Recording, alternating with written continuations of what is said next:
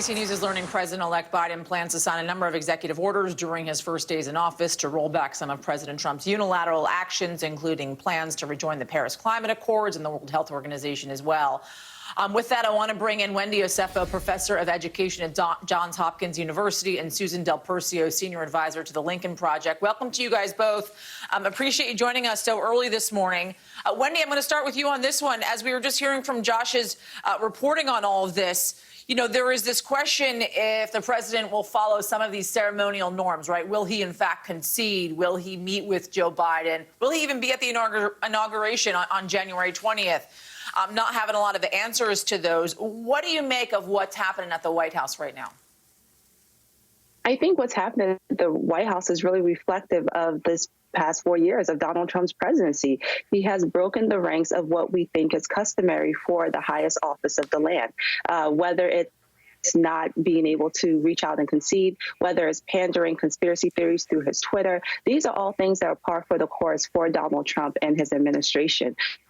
But what we do know is that the American people have spoken. While we still have, different processes left in place, there has to be a level of leadership from President Trump to say, yes, you are an elected official and you can either win or you can lose. And he has to start acting like a mature adult because this is going to continue to divide the American people. Susan, this is, and as Wendy was just talking about, this is still a very deeply divided nation, right? If you look at the vote split, Donald Trump did, in fact, get 70 million votes in his favor. And that's just not Republicans that are voting for Donald Trump. That's a lot of Democrats as well. I spoke to a lot of Democrats in Pennsylvania over the last couple of weeks, folks that voted for Donald Trump back in 2016. And they voted for him in 2020 once again. And they told me if they could, they would have voted for him twice. They were that enamored by him. They were that supportive of him. Joe Biden has a lot ahead of him. He's got a lot on his plate. How do you expect him to be able to bring this country together when it is so deeply divided, not only across this country, but in Washington as well? Yeah, Joe Biden certainly has his work cut out for him, but I think he is up to the challenge, and I think he wants to address it. The major, there's so many differences between the president-elect and Donald Trump, but the president-elect is going to go in there trying to work together to get something done. He believes in governance. He's going to attack the COVID crisis head on. So Donald Trump, he can claim all he wants that this is still going on. And I don't expect, to Wendy's point, any level of maturity or leadership from this president, because he hasn't shown any in the last 4 years.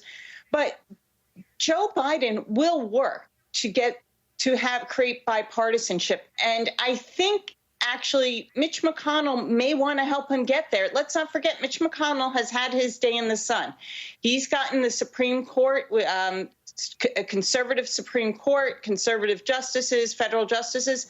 So this may be a time to actually bring the country together, especially with a national COVID-19 response. So, Wendy, I want to talk about systemic racism in this country, because as I was on the streets yesterday and speaking to so many people, it's obviously still a huge issue that Americans want to see addressed, especially with this incoming administration. And you think about the people that are on the ticket, the president and the vice president-elect, and what they bring to the table. How do you expect them to move forward and address the issue of systemic racism after seeing millions of people, frankly, in the streets protesting over the summer, day after day after day, after we saw the killing of George Floyd?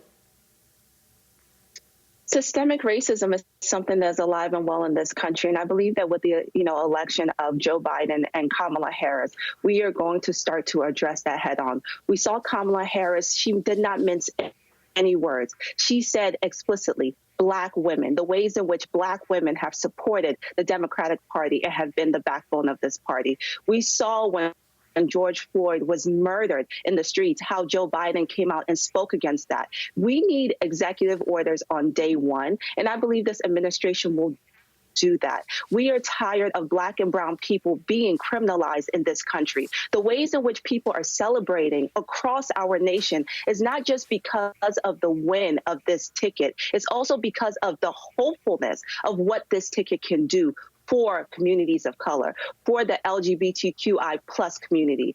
This ticket is not just a representation of the Democratic Party. This ticket is a representation of our country, of the fabric of our country. So many times people have felt marginalized under the Trump administration. I stand here before you as a Black woman, as an immigrant, as a mother of Black boys, and every day for 4 years, I felt a pain in my gut because of what the Trump administration had the possibility to do to people who look like me. And on this day, on this Sunday morning, we are cheering in the streets because we are saying that maybe this Democratic ticket can now humanize all of us, regardless of our race, our class, our gender, and our nationality. And Kamala Harris and Joe Biden have the opportunity to do just that.